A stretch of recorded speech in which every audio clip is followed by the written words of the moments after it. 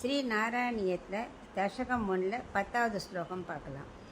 ஐஸ்வர்யம் சங்கராதீஸ்வர விநியமனம் விஸ்வதேஜோஹரானா தேஜ சம்ஹாரி வீரியம் விமலமபி யசோ விஸ்பృஹைஷ்சோபகீதம்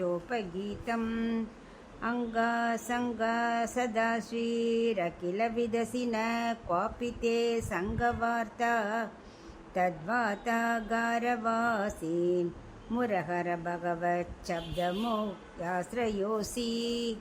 இப்போ இதுக்குள்ள அர்த்தம் பார்க்கலாம்.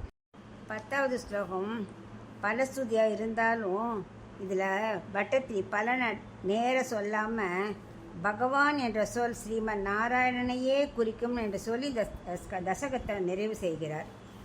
பகவானே, உன்னோட ஆளுமைங்கிறது சிவன், தேவர்கள், இந்திரன் போன்ற அவர்களையும் நியமிக்கும் ஆளுமை உடையவராக நீ இருக்கிறாய். அதனால் தேவர்கள் எல்லாருக்கும் அவாவாளுக்கு ஒரு விதிக்கப்பட்ட ஒரு ஆளுமை இருக்கும். அப்படிப்பட்டவர்களையும் ஆளுமை செய்பவனாக நீ இருக்கிறாய். உன்னோட வலிமை எப்படி தெரியுமா? உலகத்தில் யாரெல்லாம் ரொம்ப தேஜஸாக, அதாவது வலிமையாக இருக்கிறார்களோ அப்படிப்பட்டவர்களோட வலிமையும் ஆளக்கூடிய வலிமை உடையவனாக நீ இருக்கிறாய். உன்னுடைய புகழ் இருக்கே, அந்த பற்றற்ற முனிவர்களாலும் புகழப்படுகிறாய். உன்னுடைய திறமை எதனால் தெரியுமா?